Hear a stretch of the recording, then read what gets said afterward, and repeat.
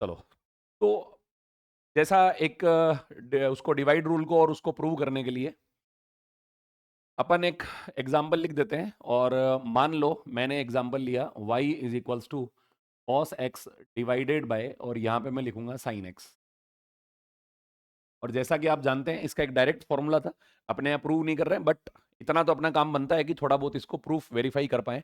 तो cos x by sine x मैं लिख रहा हूँ यहाँ पे, तो वैसे तो कॉट एक्स होगा, और कॉट एक्स का अपन ने डायरेक्टली पढ़ा हुआ है, माइनस का कॉसेक स्क्वायर एक्स जो है वो इसका आंसर होता है। एक बार वेरीफाई कर लेते हैं क्या दिक्कत है। तो मैं इस वाले को u मान लेता हूं और इस वाले को v मान लेता हूं। और मैंने आपको पहले ही बोला था कि अगर आप इसको डिफरेंशिएट करोगे, y का x के रेस्पेक्ट में इंस्टेंटेनियस रेट ऑफ चेंज निकालेंगे, तो अपने पास में कुछ ऐसा आ जाता है कि सबसे पहले आपने v को लेफ्ट किया था, और यहाँ पे v का मतलब है साइन x है, तो साइन x और डिफरेंशिएट जो आप लोग कर रहे हैं वो डिफरेंशिएट कर रहे हैं कॉस x को। ठीक है जी। उसके बाद में यहाँ माइनस का साइन था और आपने कॉस एक्स को लेफ्ट कर दिया, और यहाँ से जो आपके पास में डिफरेंशिएशन आएगा वो डिफरेंशिएशन में बोल देता हूँ कि अपने पास में साइन एक्स का होगा। ठीक है, तो इन बातों को अगर अपन अपॉन में लिखते हैं तो वी स्क्वायर आएगा, तो वी स्क्वायर का मतलब मेरे पास में साइन स्क्वायर एक्स हो गया। ठीक है जी। तो यहाँ मैं अगर बातें लिखूं तो ये मेरे पास में बन गया साइन एक्स, कॉस एक्स का हो जाएगा माइनस साइन एक्स, तो मेरे पास में यहाँ पर आ जाएगा माइनस का साइन स्क्वायर एक्स। ठीक है, और यहां से अगर अपन लिखें इसको, तो कॉस एक्स और साइन एक्स का कॉस एक्स हो गया, तो मेरे पास में माइनस का कॉस स्क्वायर एक्स भी आ गया। और यहां जो बना मेरे पास में जो फंक्शन बना वो साइन स्क्वायर एक्स बन गया। तो इनमें से मैं माइनस कॉमन ले लेता हूं, तो मेरे पास अंदर बचा साइन स्क्वायर एक्स, और प्लस में यहां आ गया cos square x divided by, अपन इसको ये बोल सकते हैं साइन स्क्वायर एक्स है, तो ये साइन स्क्वायर एक्स को मैं एज इट इज लिख देता हूं।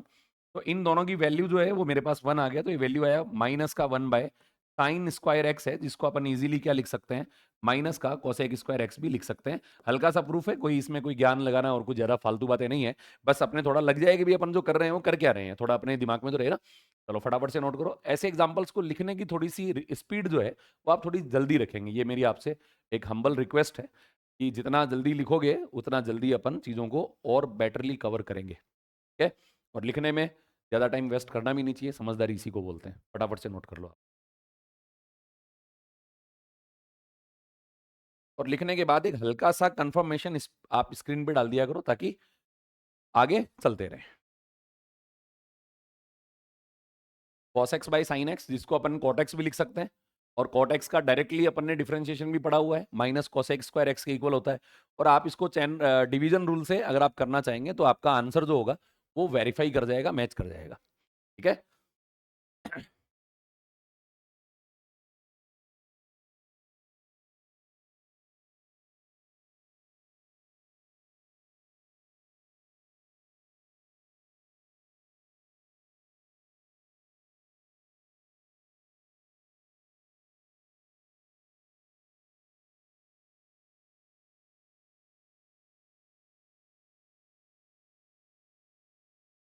अब एक्चुअल में जो मल्टीप्लाई रूल अपन ने पढ़ा था, उस मल्टीप्लाई रूल में अपन ने बोला हुआ था कि u इंटू वी को आप डिफरेंशिएट करेंगे तो कुछ ऐसे करेंगे, पहले u को लेफ्ट करेंगे, v को डिफरेंशिएट करेंगे, प्लस v को लेफ्ट करेंगे, u को डिफरेंशिएट करेंगे, और डिफरेंशिएट करते हुए अपन एक फाइनल आंसर पे पहुंच जाते हैं। मैं उस बेसिक से थोड़ा सा आगे लेता हूं, मान लो मल्टीपल टर्म्स जो हैं वो मल्टीप्लीकेशन में आ जाए। कौन से टर्म्स आए, मल्टीपल टर्म्स जो हैं वो मल्टीप्लीकेशन में आ जाए, तो अपन कैसे करते हैं देखो, ध्यान दो। अब अपन ने तो सर u इंटू वी तो पढ़ लिया था, और मैं यहां से एक सिंपल सी बात लिखता हूं कि मान लो मेरे पास ऐसा आ जाए y इक्वल्स टू, और यहां से मैं लिख सकता हूं एक्स स्क्वायर, साथ में मैंने लिख दिया साइन एक्स, और साथ में मैंने लिख दिया ई टू दी पावर एक्स। अभी वैसे देखा जाए तो ये तीन अलग अलग फंक्शंस हैं और तीनों मल्टीप्लाई में है, तीन स्टेप, तीन फॉर्मूले हैं जो मल्टीप्लाई में है। पहला एक्स स्क्वायर है, उसके बाद में साइन एक्स है, और उसके बाद में e to the power x है। मैंने ब्रैकेट जानबूझ के लगाया है ताकि, क्योंकि मैं सॉल्यूशन में इस बात को डिस्कस करूंगा, तो आपके पास में तीन फॉर्मेट आ गए, तो मानने को तो आप यू वी डब्ल्यू मान सकते हैं, है ना, यू वी और डब्ल्यू मान सकते हैं, लेकिन ऐसा नहीं करना है, अपन उसी रूल को फॉलो करेंगे। जैसे मान लो मेरे पास में ये एक्स स्क्वायर था, ठीक है, तो मैं इसको अगर यू मानता हूं तो मैं इस पूरे वाले को v मान लूंगा, इस पूरे वाले को क्या मान लूंगा, v मान लूंगा, और मैं उसी कंसेप्ट को फॉलो करूंगा जो मल्टीप्लीकेशन में था। तो मल्टीप्लाई में मेरे पास ऐसे था कि अगर मैं इसको डिफरेंशिएट करता हूं y के रेस्पेक्ट में, तो अपन लोग बोलेंगे एक्स स्क्वायर को लेफ्ट करें और इसको डिफरेंशिएट कर दें आप लोग साइन एक्स इंटू में e to the power x plus, उसके बाद मैं जो ये बोल रहा हूं कि यहां से मैं इस वाले फंक्शन को लेफ्ट कर दूंगा वी वाले को, तो मेरे पास में sine x into e to the power x रह गया बाहर और मैं डिफरेंशिएट करूंगा एक्स स्क्वायर का, राइट। चलो जी, तो अपने पास में यहां से जो बनेगा एक्स स्क्वायर, लेकिन अब सुने एक बात, मुझे इसको डिफरेंशिएट करते समय मल्टीप्लाई रूल का ध्यान रखना पड़ेगा। कौन से रूल का? मल्टीप्लाई रूल का ध्यान रखना पड़ेगा। और मल्टीप्लाई रूल को अगर अपन ध्यान रखना पड़े, वॉइस डबल आ रही है, सभी के साथ प्रॉब्लम है।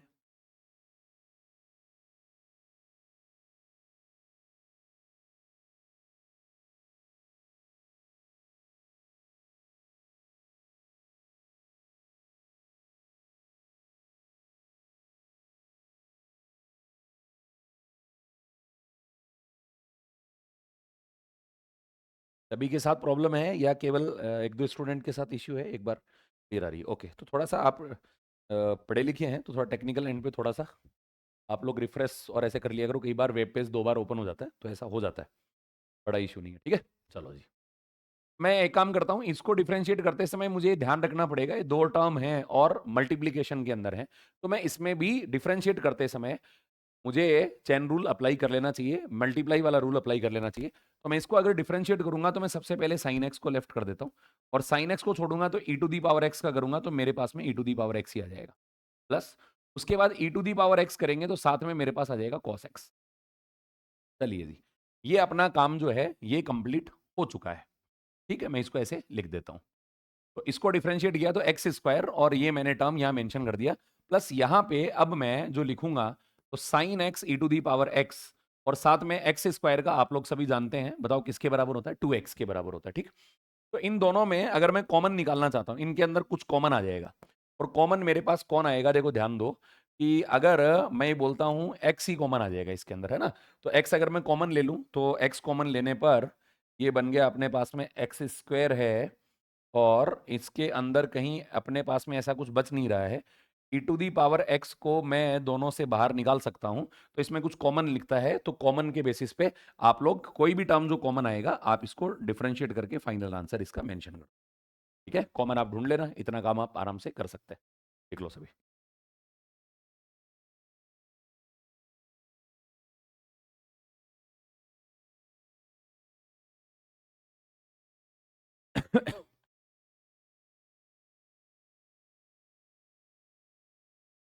दोनों में से जो कॉमन वैल्यू बने उस कॉमन को आप लोग बाहर एक्सट्रैक्ट कर लें और एक सिंप्लीफाइड आंसर लिख दें, उसी को आप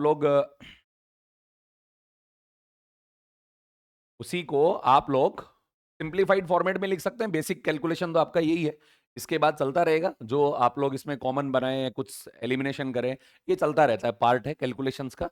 यहां से ट्रांसफॉर्म कर सकते हैं आप कॉमन लेकर के।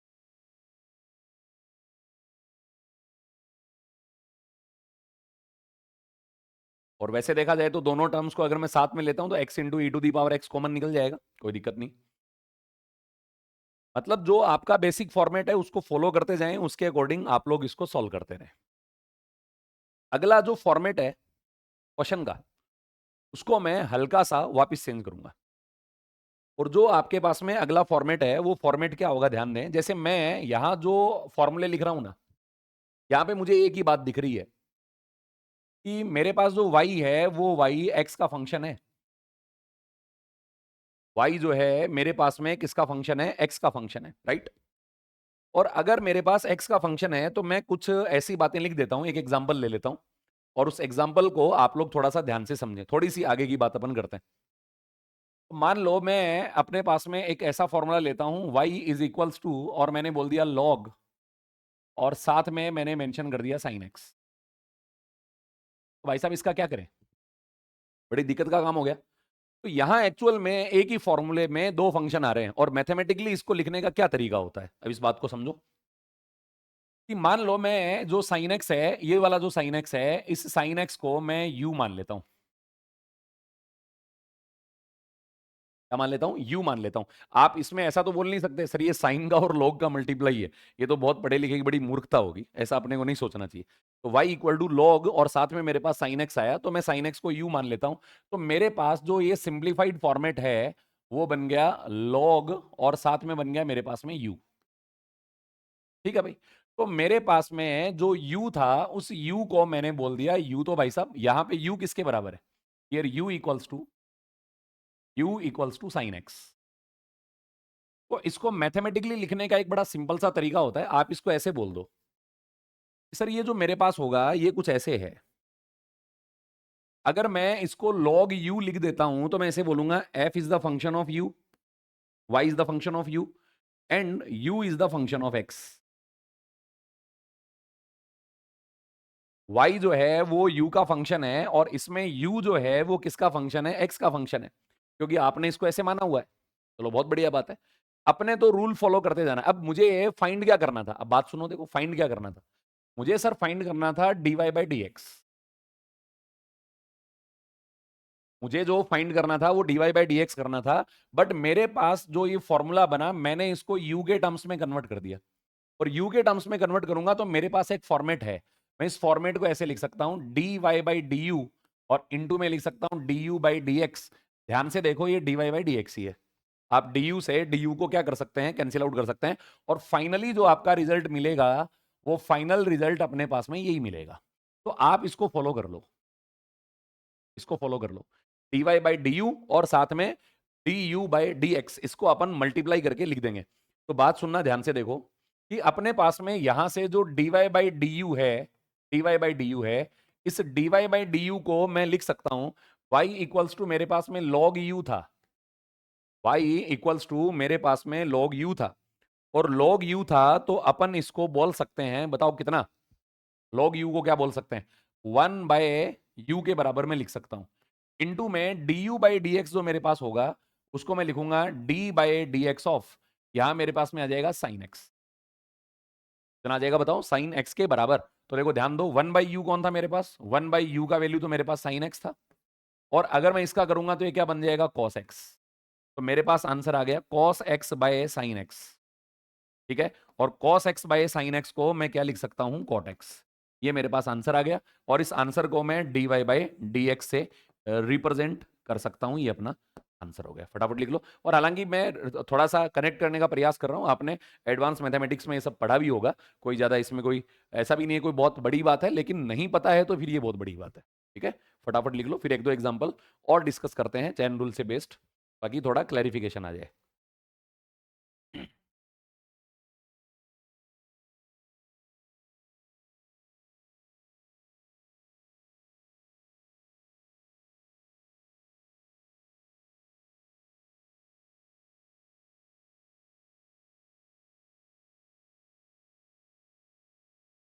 इसके कुछ एक्सटेंडेड फॉर्मेट्स जो हैं उनके बारे में भी विचार करेंगे।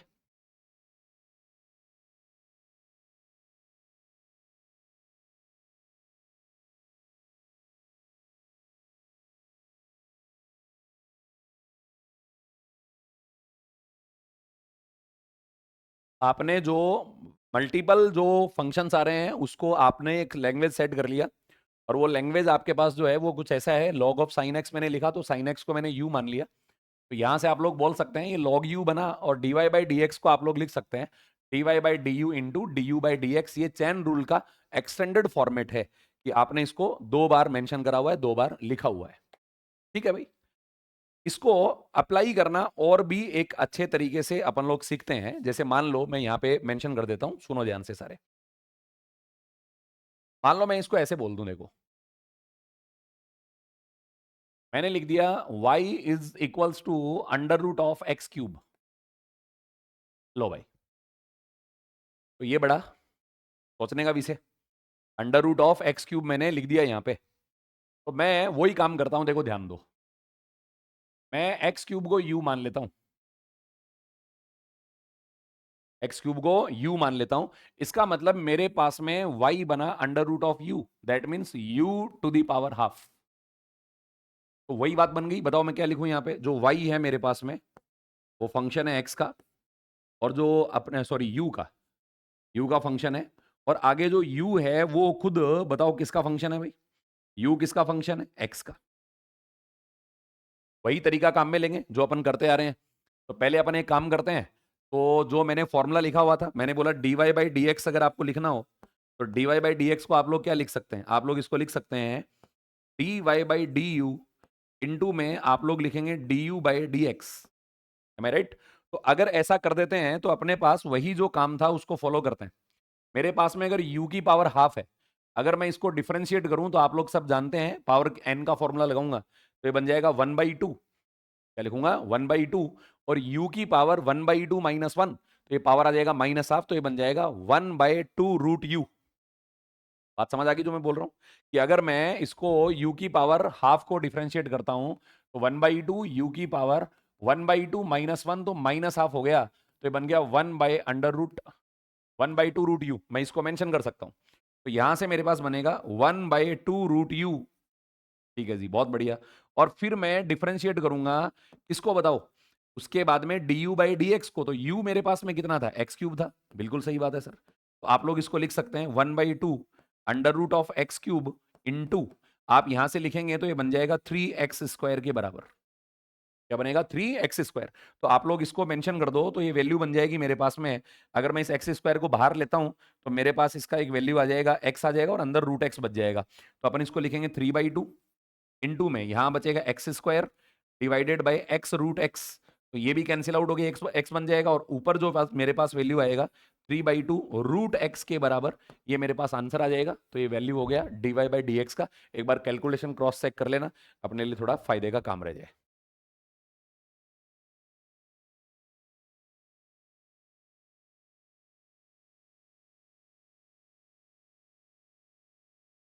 क्या बस, बहुत बढ़िया। तो आप लोग थोड़ी साथ साथ बुद्धि चलाया करो ताकि मेरे को लगे कि भाई इसमें कुछ दिमागदारी लोग भी हैं, है ना? बढ़िया कोऑर्डिनेशन बैठे। बाकी साथ साथ जो मैं पढ़ा रहा हूँ इसको आप करते जाएंगे तो एक टाइम के बाद में बहुत अच्छा अपना एक कनेक्शन बैठ जाएगा, शानदार सा। जो मैं बोलूंगा उसको बहुत अच्छे से आप समझेंगे। ठीक है ना? तो मैं वहीं से उसी तरीके से स्टार्ट कर रहा हूँ। तो शुरुआत में कोई बोरियत महसूस करे कि सर ये डिफरेंशिएट करना तो हमें आता है, तो इसके बीच बीच में आप बहुत कुछ सीखेंगे मुझसे, है ना? बहुत कुछ चीजें हैं कि इसको अप्लाई करने का तरीका क्या है, अपन इसको कैसे काम में ले सकते हैं, वो बहुत सारी चीजें इसके पीछे हैं। ठीक है, अभी कनेक्ट करेंगे फिजिक्स से धीरे धीरे सब बातें ले जा करके। चलिए जी। तो मेरे पास जो dy बाई डी एक्स बन रहा है वो dy बाई डी एक्स मेरे पास में 3/2 रूट एक्स के बराबर बना। ठीक है, चलो एक एग्जाम्पल अपन और ले लेते हैं ताकि थोड़ा सा और क्लैरिटी आए। पहले लिख लो इसको सभी।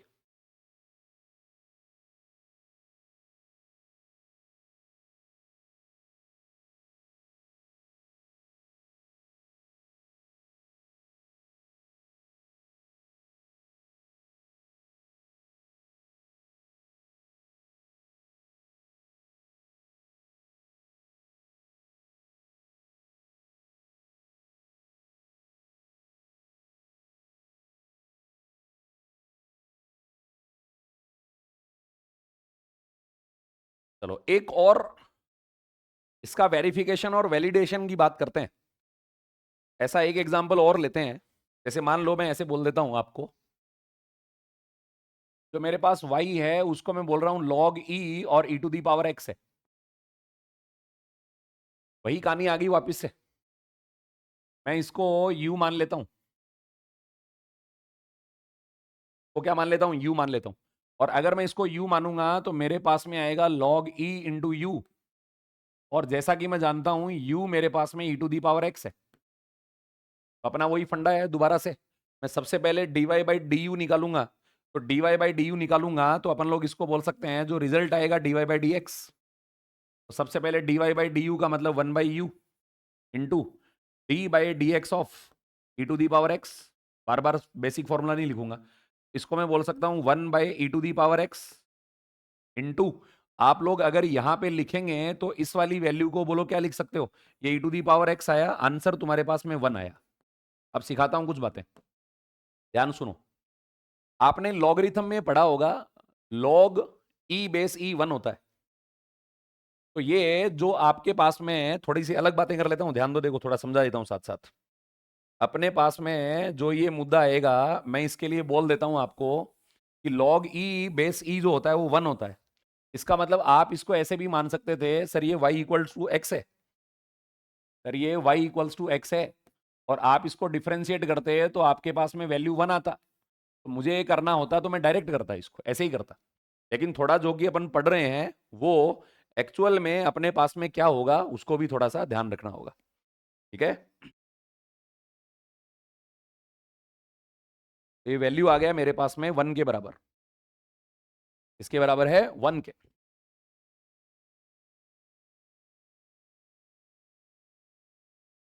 ये बता करके लास्ट में आपको एक हल्का सा और एक्सटेंडेड फॉर्मेट जो है उस पे भी अपन लोग विचार करेंगे।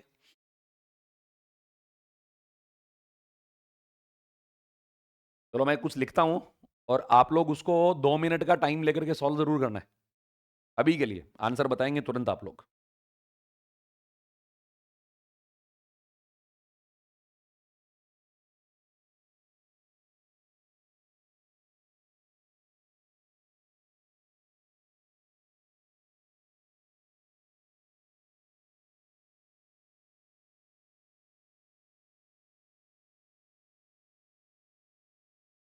सबने लिख दिया?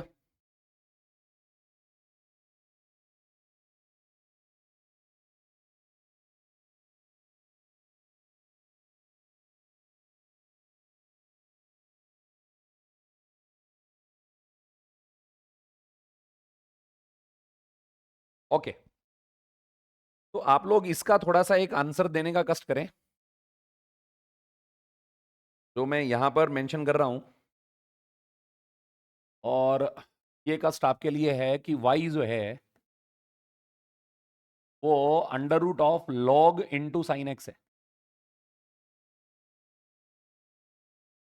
y इक्वल्स टू जो है वो under root of log into sine x है। आप लोग इसके बारे में थोड़ा सा विचार करें। y equals to under root of log into sine x. 1 minute का समय लो आराम से, कोई दिक्कत नहीं है, सोचो।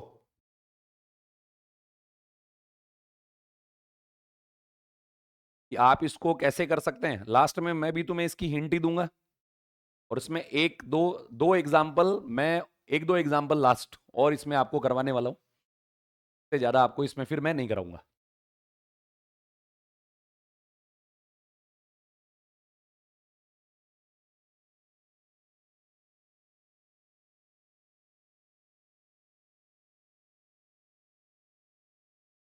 शाबाश, ये जिसका भी रिप्लाई है बहुत ही फंडामेंटल बहुत अच्छे हैं। जो भी ये रिप्लाई कर रहा है उसके फंडामेंटल बहुत अच्छे हैं। और यही चेक करना एक्चुअल में उद्देश्य है कि अपने को पढ़ाना कहां तक है। जिसके क्लियर नहीं है वो कष्ट करे थोड़ा सा।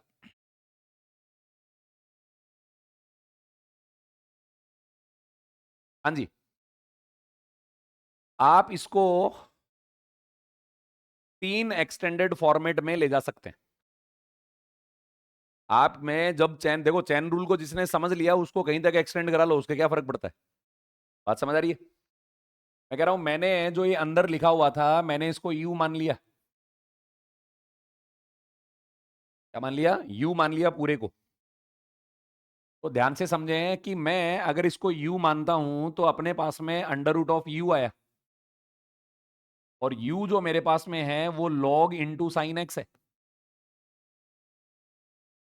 log इंटू कौन है? साइन एक्स है। तो ये तो और वैसे ही अब अपन ने जो अभी तक पढ़ा था वो यहां तक पढ़ा था, 2 स्टेप ऑफ 10 रूल था, 2 स्टेप तक एक्सटेंडेड था, अब ये 3 स्टेप तक एक्सटेंड होगा।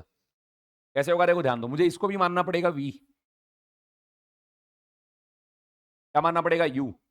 तो मेरे पास ये कंडीशन बना, y जो है वो u का फंक्शन है, u जो है वो मेरे पास में v का फंक्शन है, और जो मेरे पास में v है वो किसका फंक्शन है? x का। 3 मुद्दे आ गए भाई मेरे पास। बताओ क्या क्या। मैंने इसको पूरे को u माना तो u equal to log into sine x आया, तो मुझे u equal to log v लिखना पड़ेगा। इसको v मान लिया मैंने। क्या मान लिया मैंने? v माना। इसका मतलब साइन एक्स का जो मेरे पास है वो v आ गया, और तो लॉग मेरे पास बना v के बराबर, राइट। तो आप लोग ये लिख सकते हैं कि v x का फंक्शन है, u v का फंक्शन है और y u का फंक्शन है। और अल्टीमेटली अपने को सॉल्व क्या करना था? करना था dy बाई डी एक्स। क्या करना था? dy by d x. तो मैं एक काम करूंगा, देखो ध्यान दो इधर, मैं इसको लिखूंगा dy बाई डी यू। थोड़ा इसमें कंफ्यूजन सा रहता है y और u के अंदर, dy by d you. Okay, उसके बाद में जो मेरे पास में फॉर्मेट बनता है, u किसका फंक्शन था? v का। तो मैं इसको लिख दूंगा du बाई डी, और फिर मैं लिख दूंगा dv बाई डी एक्स। अब शायद आगे मेरे समझाने लायक काम बचा नहीं है, आप खुद से कर सकते हैं इसको, कोई दिक्कत नहीं। dy बाई डी यू, तो अपने पास में d, ये जो लिखा होगा, सॉरी मैंने क्या लिखा है इसमें, dy बाई डी यू लिखा, हाँ सही बात है। तो y मेरे पास में किसके बराबर था? log u के। तो आप लोग यहां से log u रखें, डिफरेंशिएट करोगे 1 बाई यू बन जाएगा। और u आपने किसको माना था? log sin x को, राइट। अब इसकी फॉर्मेट जो है वो एक्सटेंड करते जाओ और सभी लिखोगे, और चेक करो जिसका एक कमेंट आ रखा है आंसर उससे मैच होता है क्या। फटाफट लिख लो, आगे मेरे बताने लायक मामला बचा नहीं है। तो ये जो अपने पास में फॉर्मेट है, ये जो चैन रूल है, ये चैन रूल मेरे पास में 3 स्टेप तक एक्सटेंडेड है। से पहले जो अपन ने पढ़ा था वो 2 स्टेप्स तक एक्सटेंडेड था, 2 से ज्यादा नहीं था। तो थोड़ी सी बुद्धि आपको लगानी पड़ेगी भाई।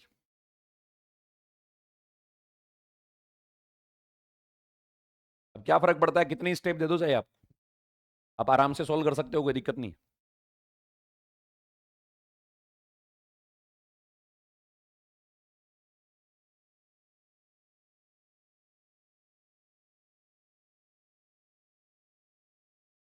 ये एक्सटेंडेड फॉर्मेट को समझना जरूरी है सबसे ज्यादा, और कोई बड़ी बात नहीं है।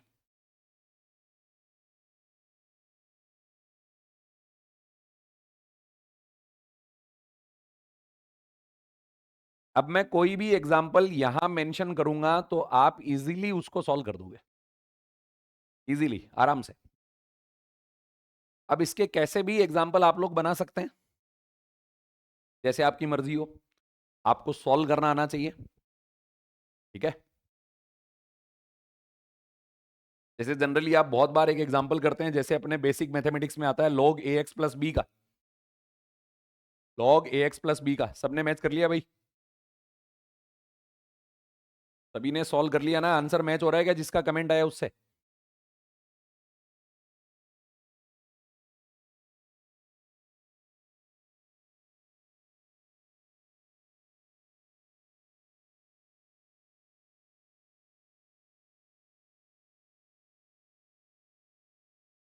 गुड।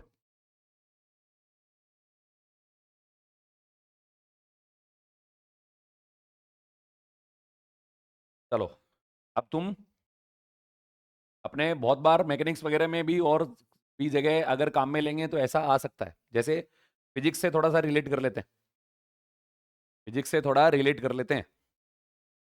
जैसे आपने जो न्यूक्लियर का न्यूक्लियस डिकम्पोजिशन होता है, एलिमेंट डिकम्पोजिशन होता है रेडियो एक्टिविटी के अंदर, तो वहां से अपने पास एक फॉर्मूला लिखते हैं अपन लोग, एन बराबर N naught e to the power minus lambda t. तो आपको ध्यान होगा रेट ऑफ, सॉरी, डिके जो होता है किसी टाइम टी पे एक्टिव नंबर ऑफ पार्टिकल्स को बताता है कि टी समय पर सैंपल में कितने जो न्यूक्लियस हैं, कितने जो पार्टिकल्स हैं वो एक्टिव स्टेट में हैं। और अगर मान लो तुम्हें इसमें d n by d t निकालना पड़े, d n by d t निकालना पड़े, तो आप लोग एक काम करो, देखो एन नॉट तो वैसे भी फिक्स है, कोई दिक्कत वाली बात ही नहीं है। आप इसको e to the power u मान लो। क्या मान लो? ई टू दी पावर यू मान लो, ठीक है। एक बार इसको हटा रहा हूं मैं, d n by d t directly लिख दिया मैंने, ठीक है। आप इसको e to the power u मान लेते हैं, और e to the power u मानेंगे तो देखो वही तरीका, हालांकि अपने पिछले लेक्चर में बात करी थी तो मैं ऐसे लिख देता हूं, एन नोट को ले लेता हूं बाहर में, और इसको अगर मैं डिफरेंशिएट करूंगा तो याद करो, देखो यू आपने किसको माना हुआ है? यू किसको माना हुआ? आपने यू माना हुआ है माइनस का लेमडा टी। तो आप लोग वही फॉर्मेट काम में लें कि अगर मैं d n by d t निकालता हूं तो इसका मेरे पास मतलब होगा, सबसे पहले तो मैं d n by d u निकालू, उसके बाद में मैं d u by d t निकालू। क्या निकालू? D u by d t निकालू, ठीक है। तो dn बाई du अगर मैं लिखूंगा यहां से, तो n नोट तो कोई बात ही नहीं है, n नोट को तो छोड़ दो साइड में, कोई दिक्कत नहीं है, कांस्टेंट है। dn बाई du निकालेंगे तो e की पावर u का e की पावर u होगा, और फिर आप लोग du बाई dt निकालेंगे तो ये माइनस लेमडा होगा। कितना होगा? माइनस का लेमडा होगा। तो आप लोग इसको लिखोगे तो ये आ जाएगा माइनस का लेमडा एन नॉट, और ये आ जाएगा e to the power minus lambda t, जिसको आप लोग बोल सकते हैं d n by d t. और थोड़े बहुत आप पढ़े लिखे हो तो इसको बोलते हैं रेट ऑफ डिके। क्या बोलते हैं इसको? रेट ऑफ डिके बोलते हैं, विखंडन की दर बोलते हैं। तो आप लोग इस वहां पे लेमडा इंटू एन नोट को आर नोट भी मानते हैं, है ना, इनिशियल रेट ऑफ डिकम्पोजिशन बोलते हैं, प्रारंभिक विघटन की दर होती है। तो अपने पास में जो ये रेट बनेगा, आगे फॉर्मूला, अपना मकसद वो पढ़ना नहीं है, वो तो बाद की बात है। माइनस का आर नॉट और ई टू दी पावर मेरे पास आ जाएगा माइनस का लेमडा टी। मेरा कहने का मतलब है, टेन रूल अप्लाई करना आता है तो डिफरेंशिएशन बहुत इजी सी स्टेप है, कोई दिक्कत वाला काम नहीं है। लिख लो सभी, नोट करो, और एक एग्जांपल फटाफट साथ साथ निकाल भी लो। y equal to log a x plus b, y equal to log a x plus b.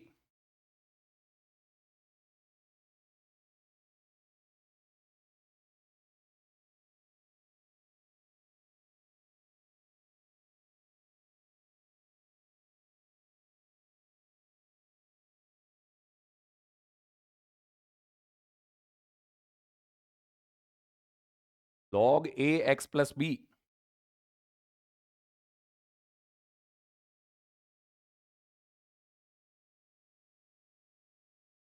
Physics में आप इसको कहीं पर भी काम में ले सकते हैं। बहुत सारी चीजें अपन ने इसके बारे में पढ़ी हैं पिछले, ये थर्ड लेक्चर में आपको पढ़ा रहा हूं, और इनमें जितनी ज्यादा होल्ड होती है, इसका मीनिंग अपने को जितना ज्यादा ध्यान होता है, वो चीजें अपन उतनी ज्यादा इजीली अप्लाई कर सकते हैं। क्या क्या पढ़ा है समराइज कर देता हूं। Log a x plus B को सॉल्व कर लो, इसको यू मान लो, कोई दिक्कत नहीं है। तो सबसे पहले तो d y by d x अगर अपन निकालेंगे तो ये वन बाई यू हो जाएगा, तो one by a x plus b हो जाएगा। और उसके बाद में ए एक्स प्लस बी को आप सॉल्व करेंगे तो ये बन जाएगा a, d u by d x कर दिया मैंने, तो आंसर आ जाएगा तुम्हारा a upon a x plus b. ये लो साहब। अब पहले तुमने कैसे क्या कर रखा है वो तुम्हारी मर्जी है, आप आगे से थोड़ा सा टेक्निकल सोच के ही चीजों को सॉल्व करेंगे। Clear?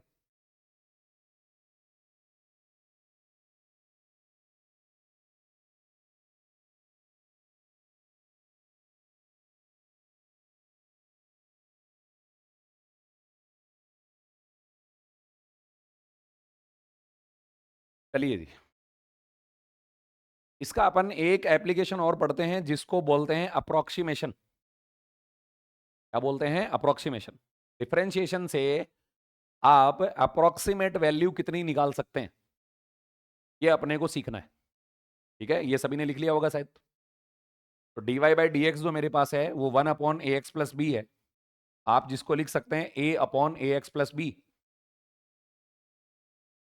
A upon a x plus B.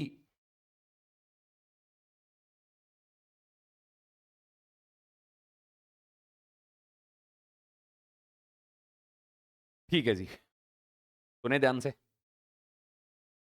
समझो सभी, कि अगर मान लो अपन यहां से, अच्छा समझ आ गया, अब कर लोगे आराम से, कोई दिक्कत नहीं है, कोई प्रॉब्लम नहीं। तो अगर ऐसी स्टेप आती है उसको एक तो ऐसे याद करना, और थोड़ा सा आपको टेक्निकल चीजों से गो थ्रू होना है।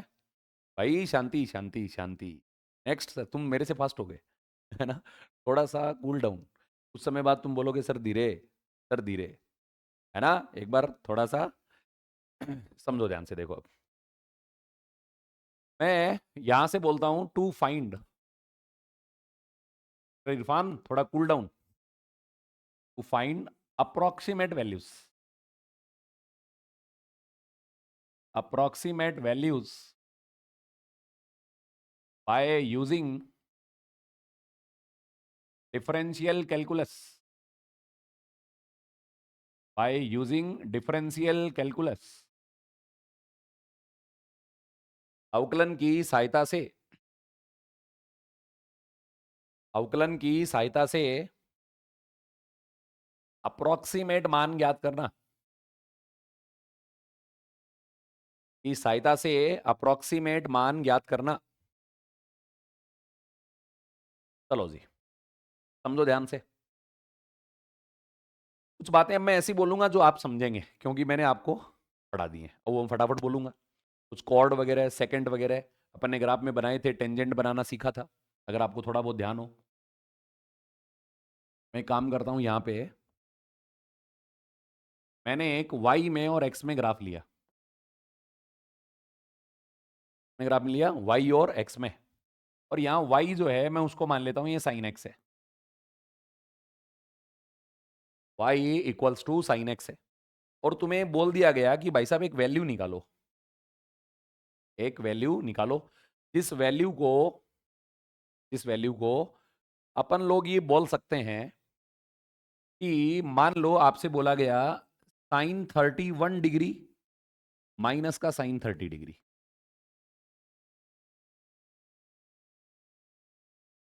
इसका मतलब जो यहां पर x है वो थीटा के लिए रिप्रेजेंटेड है।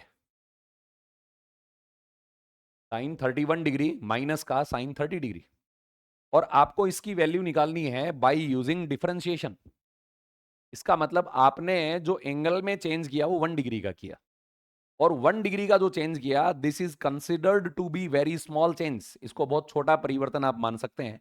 एंड जिसको अपन ने बहुत समय देकर के सीखा, delta x tends to zero का मतलब क्या होता है, उसको डी एक्स क्यों बोलते हैं, ये सब बातें अपन ने सीखी हुई है। ठीक है, तो मैं एक जनरली ग्राफ बना लेता हूं यहां पे, ये ग्राफ बना लेता हूं, ठीक है। चलो जी, y बराबर कौन था, साइन एक्स था। याद करें आप लोग, मैंने आपको सिखाया था कि एक इंटरवल बन गया। मान लो ये वाला जो एंगल है ना, ये वाला एंगल मैं बोल देता हूं x इक्वल टू 30 है यहाँ पे। ये तो एक बहुत बड़ा चेंज आया, और इस चेंज को अगर आपको याद हो तो आपने बोला था delta y by delta x. Delta y है और ये वाला डेल्टा एक्स है। और आपने ये बोला था जो ये कॉर्ड इस ग्राफ को इंटरसेक्ट कर रही है इसका एक एंगल बना था थीटा। और आपने बोला हुआ था tan theta this is equal to delta y by delta x. ये वाई में एक्स के रेस्पेक्ट में एवरेज रेट ऑफ चेंज था, औसत परिवर्तन की दर था, जो आपने delta y by delta x लिखा। ठीक है, मैंने क्या करा, इस वाले ग्राफ के अंदर, इस वाले ग्राफ के अंदर मैं कुछ ऐसी कंडीशन बना देता हूं कि सर मैंने यहां पे जो एंगल लिया था वो एंगल x इक्वल टू 30 था। 30 को रेडियन में अगर आप बोलना चाहें तो पाई बाई 6 हो गया। कितना हो गया, पाई बाई 6 रेडियन में बोल सकते हैं। और यहां पे जो मेरे पास कोई भी वैल्यू आई होगी, यहां x 30 हो गया तो ये मैं बोल देता हूं ये साइन 30 है। कौन है बताओ, साइन 30। अब जो आपने यहां इंटरवल लिया था, जिस इंटरवल को आप एक बहुत बड़ा मान रहे हैं, और उसमें आपने एवरेज रेट ऑफ चेंज निकाला था delta y by delta x, delta y by delta x. तो मैं एक काम करता हूं, यहां से इस बात को अपन थोड़ा सा एक काम करते हैं, इस इंटरवल को घटाते हैं। तो मान लो ये इंटरवल मैं इतना बड़ा नहीं लेके एक बहुत छोटा सा इंटरवल लेता हूं, यहां तक, यहां तक का इंटरवल लेता हूं। और याद करें मैं ये बात आपको सिखा चुका कि अगर आप एक्स को चेंज करेंगे तो कौन चेंज होगा, वाई भी चेंज होगा भाई साहब, वाई भी चेंज होगा, साइन एक्स भी चेंज होगा। तो आपने जो ये चेंजेस निकाले हैं, मैं इन चेंजेस को थोड़ा रिप्रेजेंट कर लेता हूं, थोड़ा सा एक बार सोच लो। ये वाला चेंज बोलो कौन हो गया, डेल्टा वाई। ये वाला चेंज कौन है, डेल्टा वाई है। और यहां से ये वाला जो चेंज है, इस वाले चेंज को मैं बोल देता हूं डेल्टा एक्स। बट अगर ये 30 है और ये वाला जो मेरे पास है 31 डिग्री है, 31 है, तो आपने ये चेंज बहुत छोटा किया, एक्स में चेंज बहुत छोटा किया। और एक्स में अगर आप बहुत छोटा चेंज कर रहे हैं, इसका मतलब ये हुआ ये छोटा चेंज इस ग्राफ पे केवल यहां से यहां तक इंटरसेक्ट हो रहा है, यहां से यहां तक इंटरसेक्ट हो रहा है, ये वेरिएशन आ रहा है। ठीक है, और थोड़ा सा लोकल तरीके से समझते हैं कि अगर मैं इसमें चेंज बहुत छोटा करूंगा तो जो मेरे पास एक बड़ा सा इंटरसेक्शन बन रहा था, वो इंटरसेक्शन एक बहुत छोटा इंटरसेक्शन हो गया। और इस ग्राफ पे जो मेरे पास ये छोटा सा इंटरसेक्शन बना, ये like as a straight line है। इसके सिमिलर है, like as a straight line. कैसे, देखो थोड़ा सा आप लोग इसको इजीली समझ भी सकते हैं। अगर ये like as a straight line होगा तो आप आराम से ध्यान दो, मैं इसको बना देता हूं, अब सुनना। देखो ये वाला जो मेरे पास बन रहा है ये किसके सिमिलर है, like as a straight line है। आप इसको थोड़ा सा जूम इन जूम आउट करके देखें। बोलो क्लियर। तो अपने पास में जो ये पोर्शन बन रहा है, ये पोर्शन तो बहुत छोटा है, और ये लगभग किसकी तरह बिहेव कर रहा है बताओ? ये लगभग बिहेव करेगा किसकी तरह? ये लगभग बिहेव करता है, थोड़ा शिफ्ट कर गया यार, बड़े इसे आ गया चर्चा का, चलो कोई बात नहीं। तो मैं थोड़ा सा बना लेते हैं अपने, कोई दिक्कत दिख रहा है, दिखने में कोई प्रॉब्लम थोड़ी, ऊपर शिफ्ट हुआ है, कोई दिक्कत नहीं, टाइम वेस्ट नहीं करेंगे ज़्यादा को नीचे लाने में और ऐसा करने में। कॉपी करके हालांकि नीचे ला सकते हैं, कोई दिक्कत नहीं है। अब बात सुनो, देखो आपने जो ये सेक्शन बनाया, जो छोटा सा सेक्शन बनाया, इस सेक्शन को ध्यान से देखें आप लोग, ये like as a straight line है, और अगर ये like as a straight line है तो यहां पे खींचा गया टेंजेंट का, यहां पे खींचे गए टेंजेंट का एंगल वही है जो इस छोटे से ट्राइंगल के अंदर बन रहा है। और अगर मैं ये बोलूं कि जो मेरे पास, इसका मतलब ये हुआ, इसका मतलब ये हुआ, जो अंदर बनने वाला एंगल है इस छोटे से ट्राइंगल के अंदर, वो वही एंगल है जो टेंजेंट का है। और जो टेंजेंट का एंगल बन रहा है, जो इस पॉइंट पे टेंजेंट आ रहा है, उस टेंजेंट को मैं टेन थीटा बोलूंगा। और याद करो, किसी पॉइंट पे टेंजेंट मैं पीछे के लेक्चर में आपको बता चुका, ये dy बाई डी एक्स है, ये तो dy बाई डी एक्स है, क्योंकि x में चेंज बहुत छोटा किया आपने, तो delta x tends to dx, और आप इसको लिख सकते हैं dy बाई डी एक्स। बहुत अच्छे से अपन ने इस पे बात करी हुई है। इसका मतलब ध्यान दो, अगर मैं x में इतना चेंज करता हूं यहां से लेकर के यहां तक का, अगर बहुत माइनर चेंज करता हूं, तो मैं ये बोल सकता हूं कि जो delta y by delta x है, delta y by delta x है, this is approximately equal to d y by d x. बिल्कुल सही बात है सर। आपने अगर एंगल में 30 से 31 के बराबर चेंज किया, तो आपके पास में जो y में एवरेज रेट ऑफ चेंज आ रहा है, वो उसी के सिमिलर है जो उस पॉइंट पे टेंजेंट है, जो उस पॉइंट पे स्पर्श रेखा है। और इसको अपन ने पहले पढ़ चुके हैं, dy बाई डी एक्स क्यों बोलते हैं। बड़ी आधा घंटा अपन ने खराब किया था dy बाई डी एक्स के पीछे समझने के लिए, हालांकि बड़ी काम की बात निकल के आई थी, उससे तुम्हारे जरूर फायदा हुआ होगा, बूस्ट हुआ होगा नॉलेज। तो dy बाई डी एक्स में लिख देता हूं, अब ये मेरे पास आ गया। बात सुनो भी, देखो delta y approximate equal to d y by d x, और इसमें मैं बोल देता हूं डेल्टा एक्स। चलो जी, बहुत बढ़िया बात है। अब मैं यही तो करना चाह रहा हूं ना, कि आपने एक्स में चेंज किया तो इसमें चेंज कितना आया, वाई में चेंज कितना आया, और वाई में चेंज का मतलब कौन है, डेल्टा वाई का मतलब क्या है, साइन 31 माइनस का साइन 30। अरे भाई, वाई में आने वाला चेंज कौन है, y two minus y one है, और y two minus y one कौन था, साइन 31 माइनस साइन 30 था। और आपके पास में यहां पर डेल्टा एक्स आ गया, और डेल्टा एक्स बताओ कितना डिग्री है, 1 डिग्री है। डेल्टा एक्स कितना डिग्री है, 1। लेकिन आप इस वैल्यू को डिग्री में नहीं रखने के बजाय रेडियन में रखेंगे, तो 1 डिग्री को अगर मैं रेडियन में रखता हूं तो ये पाई बाय 180 आ गया, कितना आया, पाई बाय 180 के बराबर। तो अपने पास में डेल्टा एक्स तो 1 डिग्री था, तो मैं अगर इस डेल्टा वाई को बोलना चाहूं तो मेरे पास में आ गया डी बाई डी एक्स। बोलो वाई कितना था भाई, साइन एक्स है, इंस्टेंटेनियस रेट ऑफ चेंज आ गया, ध्यान दो। और इसको मैं लिखूंगा पाई बाय 180, पाई बाय 180। और मेरे पास साइन एक्स को जैसे ही मैंने डिफरेंशिएट करा, तो साइन एक्स को डिफरेंशिएट करने से मेरे पास आ गया कॉस एक्स। तो ये वैल्यू जो मेरे पास बनी, इसको मैं लिखूंगा कॉस एक्स इंटू में पाई बाय 180। इतना था पाई बाय 180, और ये मेरे पास में वैल्यू आ गया डेल्टा वाई का। अब एक्स कितना है सर, एक्स तो सर 30 है, क्योंकि अगर ये एक्स है तो याद करो 31 कौन है, एक्स प्लस डी एक्स है, एक्स प्लस डी एक्स है। तो एक्स का वैल्यू तो मेरे पास में कितना आया था, 30 आया था। और एक्स का वैल्यू अगर मेरे पास 30 आया, तो आप लोग ये बोल सकते हैं कि सर जो डेल्टा वाई होगा, डेल्टा वाई होगा, वो मेरे पास में होगा कॉस 30 इंटू में पाई बाई 180। अब बताओ कॉस 30 का वैल्यू कितना है भाई, कॉस 30 का वैल्यू √3/2, तो मेरे पास में वैल्यू आ जाएगा √3 पाई बाय 360। ये लो साहब, बोलो बात का मजा आया कि नहीं आया।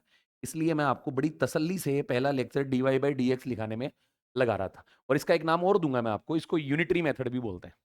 कौन सा मेथड बोलते हैं, यूनिटरी मेथड बोला जाता है। कौन सा मेथड बोलते हैं, यूनिटरी मेथड। बोलो, जमी बात। अब तुम ऐसी बातों पे ना मजे करा करो कि वाह यार कुछ सीखा है ना। देखो सब नोट कर लो, तो साइन 31 माइनस साइन 30 निकाल दिया अपन ने। ओके, सब बातों को जो अभी तक मैं पिछले 2-3 लेक्चर में पढ़ा रहा हूं, उन सब बातों को यहां चिपका दिया लाके उठा के। कि टेंजेंट क्या होता है, d y by d x क्या होता है, delta y by delta x क्या होता है, एवरेज रेट ऑफ चेंज क्या होता है, इंस्टेंटेनियस रेट ऑफ चेंज क्या होता है, सब चिपका दिए एक ही एग्जाम्पल के। हाँ जी, क्लियर।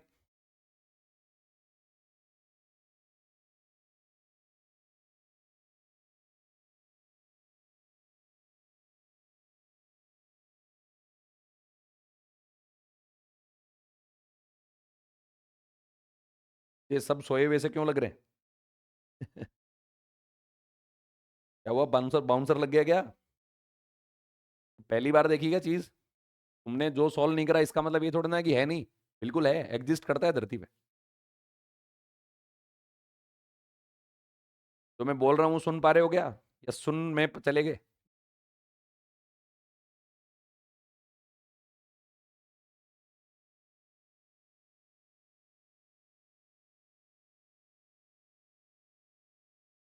गुड।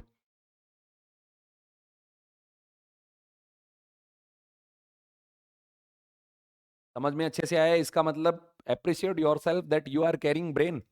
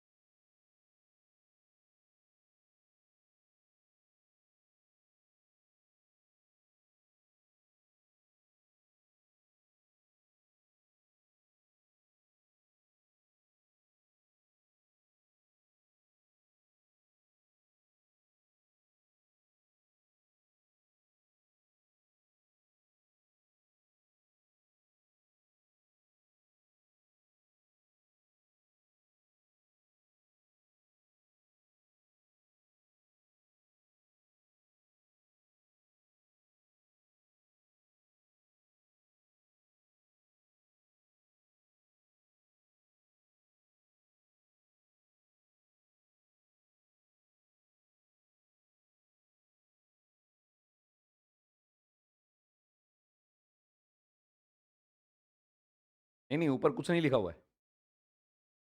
ऊपर नहीं है, वो नेक्स्ट स्लाइड है, तो अपन ने डायग्राम दोबारा से बनाया था, इसके अलावा कुछ भी नहीं है। ग्राफ बनाया हुआ है वाई और एक्स के बीच में, जिसमें वाई को साइन एक्स माना गया है। इसके अलावा एक भी एक्स्ट्रा बात नहीं लिखी गई है। ये ग्राफ ही जा रहा है ऊपर तक। ये जो था y equal to sine x था, तो मैंने एक्स माना हुआ था दैट टेंड्स टू थीटा, तो अपन थीटा मान सकते हैं। के बाद एक्स में एक माइनर चेंज किया था, यहां से लेकर यहां तक के चेंज को डी एक्स बोलते हैं। सबसे पहला लेक्चर जब कोर्स स्टार्ट हुआ था तो उसमें इसी चीज के पीछे खपाया था अपन ने।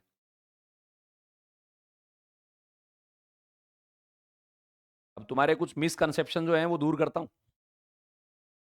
ये अप्रोक्सीमेट चेंज है और स्मॉल चेंज इन एक्स, और अप्रोक्सीमेटली वहीं लगता है जहां आपको छोटे चेंजेस पे डाउट होता है, कि आप बोलते हो अप्रोक्स इतना आएगा, लगभग इतना आएगा।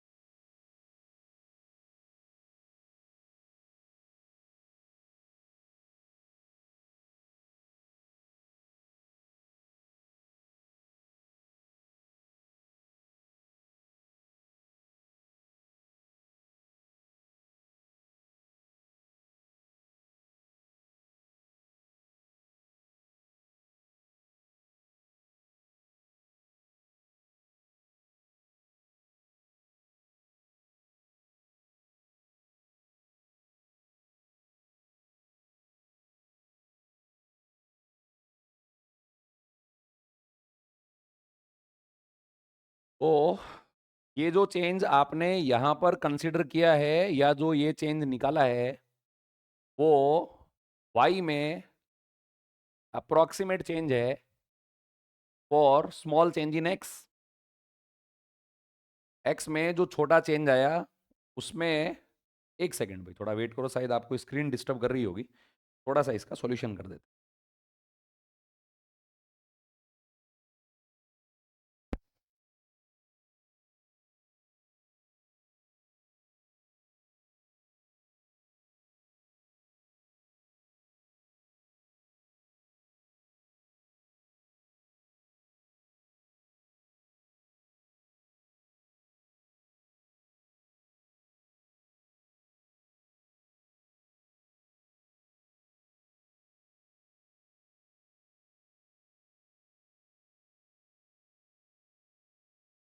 हाँ जी, अब कुछ बातें जो अपने फिजिक्स में अपन अप्लाई करेंगे कुछ चीज़ों को सॉल्व करते समय, उन पे अपन लोग विचार करते हैं, डिस्कशन भी करते हैं। आपने बहुत सी बार ऐसे पढ़ा होगा, जैसे मान लो आपने बोला सर ये सर्कल का एरिया है,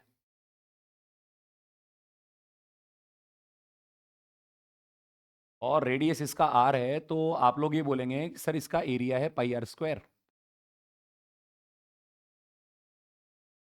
एरिया कितना है? पाई आर स्क्वायर।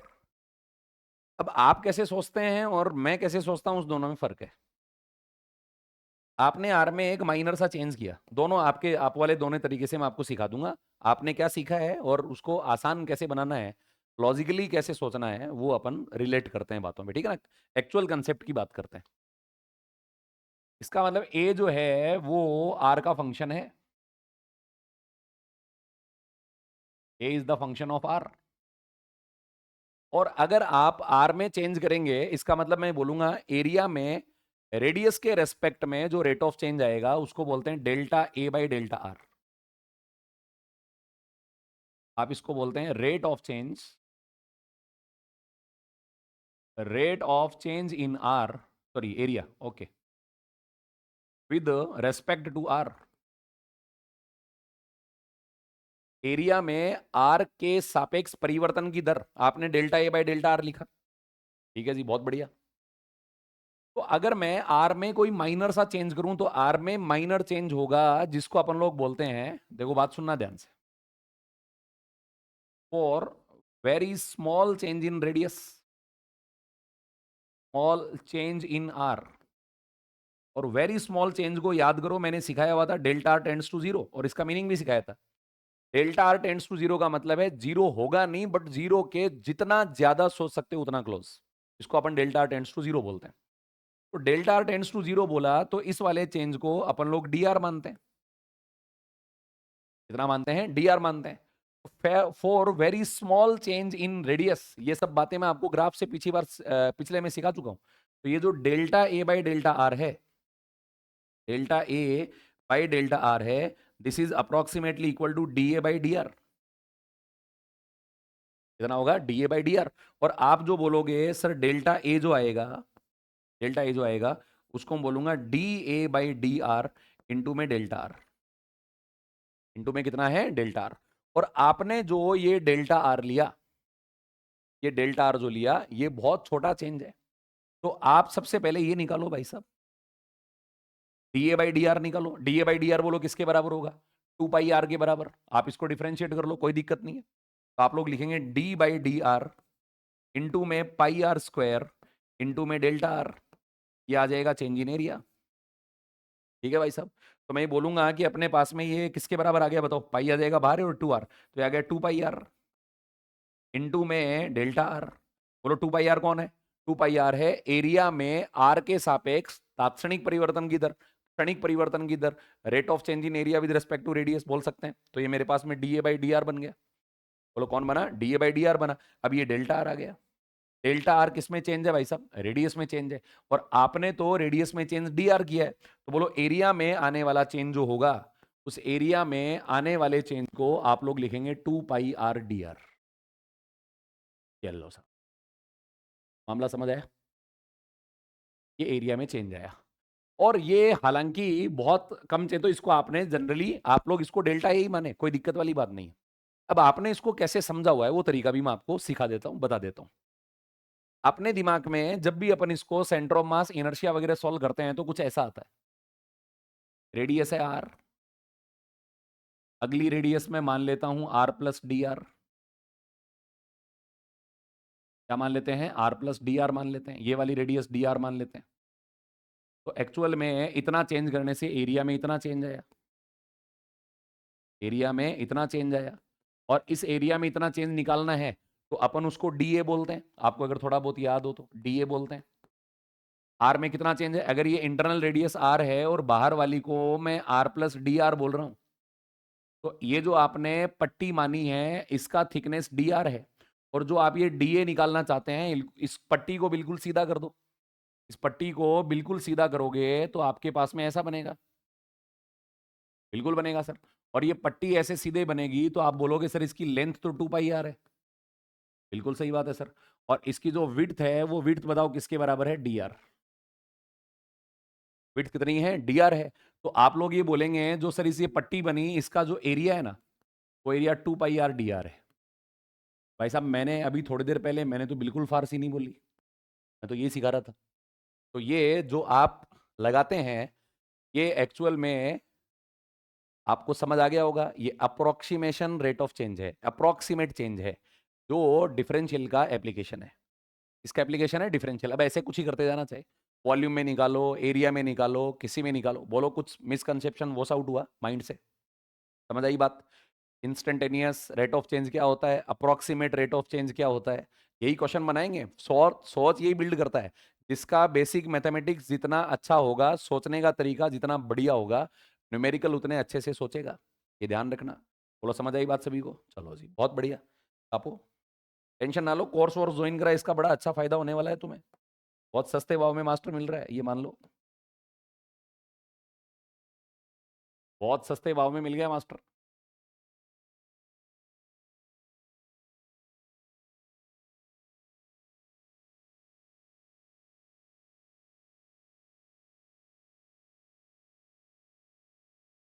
साइड वाला कौन सा? साइड वाला कौन सा? ये अभी जो स्क्रीन पे दिख रहा है वो, या इससे आगे वाली स्लाइड?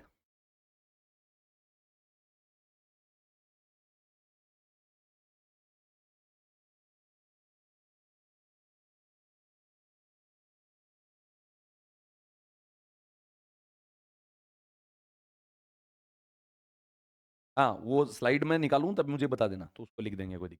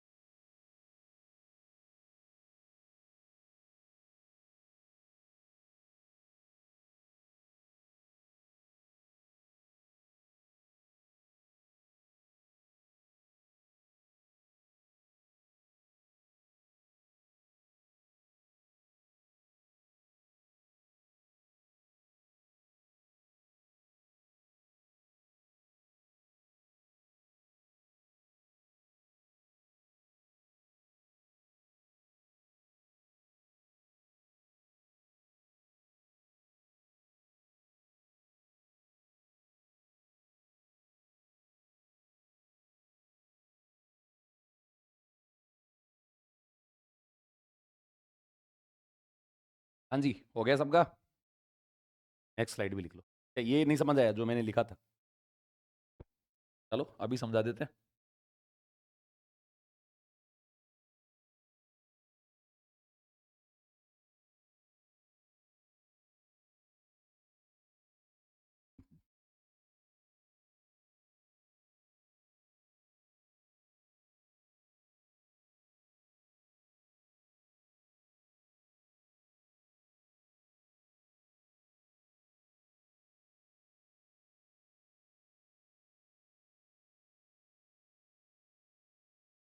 पहले नोट कर लो, उसके बाद में चलते हैं बात पे आगे, डिस्कशन करते हैं।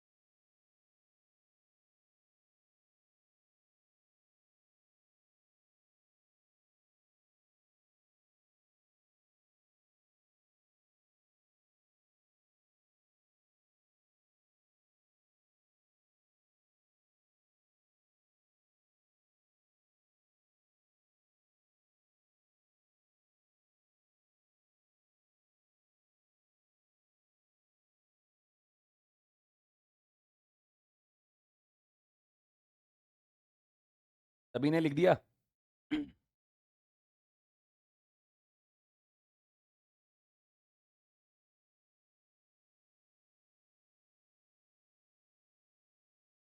चलो, तो आपने पूछा कि सर ये लास्ट में क्या लिखा, मैं इसकी बात करता हूँ।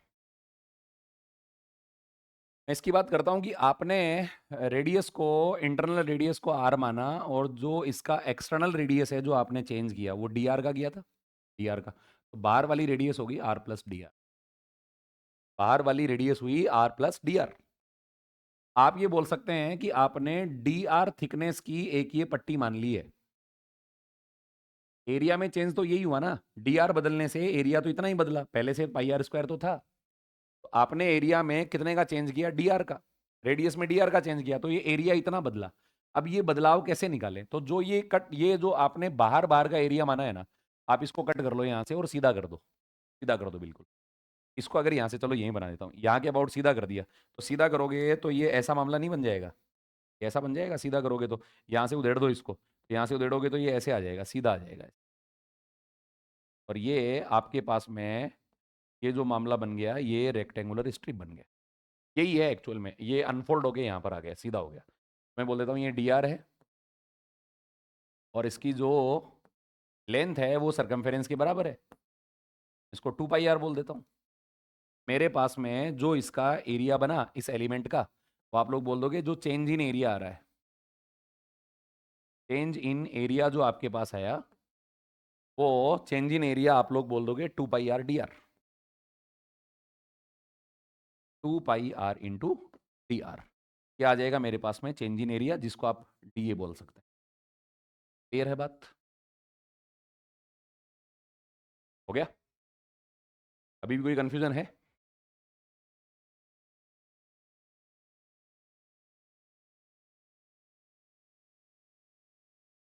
आगे बात समझ में?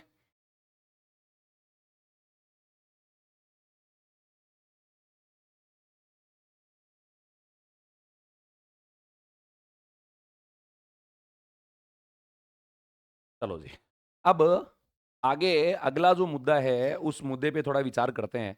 अब ये जो चेंजेस हैं, इन चेंजेस को दिमाग में रखना, कैसे कैलकुलेट करते हैं इनको, कैसे सॉल्व करते हैं, ये सब बातें। अगर मान लो वॉल्यूम में चेंज निकालना होता है डीआर चेंज के लिए, तो आप लोग क्या करते हैं बताओ? डीआर में स्मॉल चेंज के लिए delta v by delta r approximately equal to d v by d r होगा। इसलिए डेल्टा वी का जो वैल्यू है वो d v by d r into delta r होगा। पहले d v by d r निकाल लो, फिर डेल्टा आर से मल्टीप्लाई कर दो। ऐसा मत कर देना भाई साहब कि आप लोग ऐसे लिखो, इधर तो लिख दो d v by d r और इधर लिख दो डी आर, तो डी आर से डी आर उड़ा दो। मैं आपसे हाथ जोड़ता हूँ, ऐसा काम मत करना।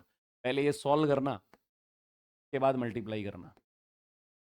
ये आप इसको ऐसे मान सकते हो। अब देखो मैंने क्या बोला था, बीच में एक नाम बोला था, यूनिटरी मेथड बोलते हैं इसको। मैं इसको ऐसे बोल सकता हूँ, डीवी बाई डी आर का मतलब होता है रेडियस में एकांक परिवर्तन पर आने वाला आयतन में परिवर्तन।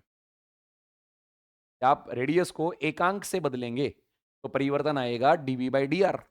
तो जब रेडियस को डेल्टा आर से बदलोगे तो परिवर्तन कितना आएगा, d v by d r into delta r. आप इसका दूसरा नाम भी निकाल सकते हैं, यूनिटरी मेथड। तो जो आपका डिफरेंशियल एप्लीकेशन था उसी का सिंप्लीफाइड नाम है यूनिटरी मेथड। कौन सा नाम है, यूनिटरी मेथड। तो आप लोग बोल सकते हैं डीवी बाई डी आर, और ये बन जाएगा मेरे पास में डी आर के बराबर। बोलो क्लियर है बात, समझ आ गया। अब अपना इसी का डिफरेंशिएशन पे बेस्ड एक टॉपिक है जिसको अपन बोलते हैं मैक्सिमा एंड मिनिमा। हेडिंग डाल दो आप लोग। ठीक है, सेकंड एप्लीकेशन, इसकी application number 2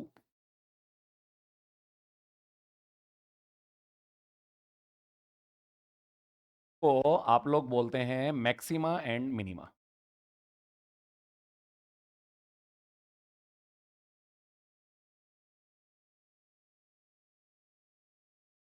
maxima and minima, जिसको आप लोग हिंदी में बोलते हैं उच्चिष्ट एवं निम्निष्ट।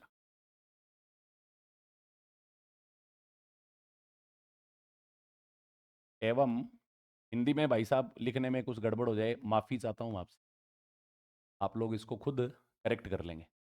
और कुछ समय बाद तुम्हें लगने भी लग जाएगा लैंग्वेज डजेंट मैटर। फिजिक्स की लैंग्वेज हिंदी इंग्लिश है ही नहीं, ध्यान रखें, मैंने शुरुआत में बोल दिया था आपको। इसकी लैंग्वेज है ग्राफ, डायग्राम और इक्वेशंस। ये समझ में आते हैं, सब्जेक्ट आएगा, हिंदी में लिख लो चाहे अंग्रेजी में लिख लो, ठीक है ना, चाहे फारसी में, उर्दू में, जो तुम्हारी मर्जी करे उसमें छाप दो। ठीक है, चलो जी। छपी हुई तो किताबों में भी है, वो तो नहीं आता तुम्हें, है भाई। चलो इसको थोड़ा सा अलग तरीके से सीखते हैं। इसमें भी जो आपके दिमाग में भरा पड़ा है उसको साइड में निकाल देना है, वाई और एक्स, वाई और एक्स के बराबर। मैं एक काम करता हूं, यहां से मैंने ग्राफ बनाया, यहां से शुरू कर दिया मान लो, ऐसे बना दे। ठीक है, सबसे पहली बात तो ये दिमाग में लाना है कि मैक्सिमा और मिनिमा होता क्या है। सबसे पहला मुद्दा, मैक्सिमा और मिनिमा को आपने एक साथ में, मैं वर्ड ऐड करता हूं, मैक्सिमा और मिनिमा का मतलब है कि कौन सा पॉइंट अपने नेबरिंग पॉइंट से मिनिमम पर है, ना कि ओवरऑल मिनिमम पर है। इसको लोकल मैक्सिमा मिनिमा आपने नाम सुना होगा। मैं बोलता हूं जो फंक्शन अब लोकली मैक्सिमम और मिनिमम है, लोकली का मतलब होता है नियर बाय पॉइंट्स जो है, जैसे मान लो मैं बोलता हूं ये जो सेक्शन है, ये वो सेक्शन है, इसमें ये वाला जो पॉइंट है ना, यहाँ पे, यहाँ जो वाई है वो अपने नेबरिंग पॉइंट से मिनिमम है, मतलब इनसे सबसे कम है, तो मैं बोल दूंगा ये मिनिमा है। ये वाला जो पॉइंट है यहाँ पर वाई अपने नेबरिंग जो वैल्यूज हैं उनसे मैक्सिमम है, तो आप इसको मैक्सिमम बोल दोगे। वाई मिनिमम, ये भी तो मिनिमम है भाई साहब, ये भी मिनिमा ही है। लोकल मिनिमा लोकल मैक्सिमा अपन टॉपिक पढ़ते हैं, खैर वहां तक नहीं जाएंगे, लेकिन समझो तो मैक्सिमा मिनिमा का मतलब होता है कोई भी फंक्शन लोकली या नेबरिंग जो इसके पॉइंट्स हैं उसके कंपैरेटिवली मैक्सिमम और मिनिमम ढूंढना। क्या ढूंढना, मैक्सिमम और मिनिमम ढूंढना। वैसे देखा जाए तो वही तो मिनिमम यहां पर है, इस वाले पॉइंट पर है, लेकिन मैं बात ही नहीं करूंगा। तो लोकली कहां पर मैक्सिमम है और कहां पर मिनिमम है, अपन इन सब बातों के बारे में डिस्कशन करेंगे। तो मैं बोल देता हूं ये वाला जो पॉइंट है, ये वाले जो पॉइंट्स हैं, ये वाले जो पॉइंट्स हैं, मैं इनको ही बोल सकता हूं ये वाला जो पॉइंट। अब मैं यहां मिनिमा डिफाइन नहीं कर सकता, मैं किसको देखूं, नेबरिंग कौन है ना, दोनों तरफ ऐसा तो कुछ बन ही नहीं रहा। बात समझ आ रही है तुम्हें, तो मैं यहां डिफाइन नहीं करूंगा, मैं डिफाइन करूंगा यहाँ पे, दोनों तरफ के नेबरिंग जो पॉइंट्स हैं उनमें ये मिनिमम पर है, और यहां पर भी ये मिनिमम पर है, और यहां पर सॉरी मैक्सिमम पर है, और यहां किस पर है, मिनिमम पर है। तो ये मैक्सिमा और मिनिमा होता है, नेबरिंग पॉइंट्स के साथ में कौन मैक्सिमम पर है, वाई कहां मैक्सिमम पर है और कहां मिनिमम पर है। ठीक है, तो यहां एक बात कॉमन है, मैं अगर टेंजेंट ड्रॉ करता हूं यहां पे, इस वाले पॉइंट पे, इस वाले पॉइंट पे, तो आप बोलेंगे सर इन सब पे स्लोप जीरो है। कौन जीरो है, स्लोप जीरो है। तो मैं बोल देता हूं at maxima and minima, at maxima and minima आप लोग ये बोलेंगे कि सर जो dy बाई डी एक्स है ना वो जीरो है। मतलब इंस्टेंटेनियस, आप देखो वही मतलब मैं बार बार बोलता जाऊंगा, पकाऊंगा मैं तुम्हें, y में x के रेस्पेक्ट में इंस्टेंटेनियस रेट ऑफ चेंज, या आप ये बोल सकते हैं टेंजेंट एट दैट पॉइंट, दोनों एक ही बात है। और आप इसकी वैल्यू को 0 बोलते हैं, तो एक कंडीशन सब में कॉमन है, this is called dy by d x equals to 0। dy by d x कौन है? 0 के बराबर है। चलो क्लियर? चलो जी मेंशन कर लो, पहले सब लिखो, यहां तक लिख लो। तो मैक्सिमम मिनिमा किसके रेस्पेक्ट में होता है? नेबरिंग पॉइंट्स, मतलब जिसको लोकली बोलते हैं अपन लोग, है ना।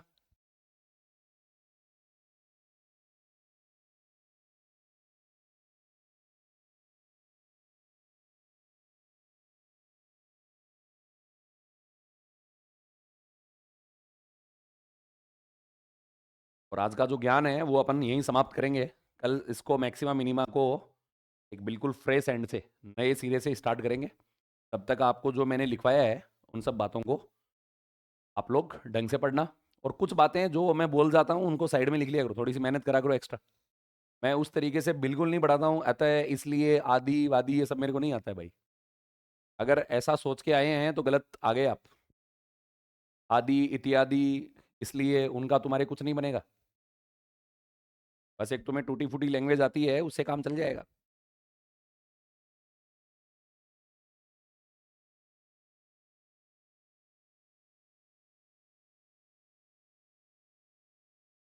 लिख दिया सबने?